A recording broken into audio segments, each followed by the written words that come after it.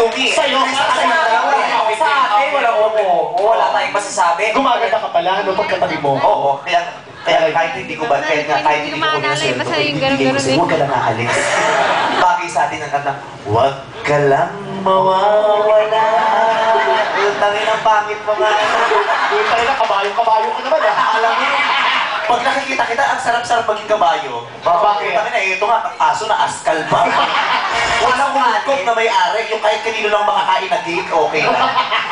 Peaceful na lang siya lasi para gumagano ako. Hindi, okay na, magsasorry na lang ako.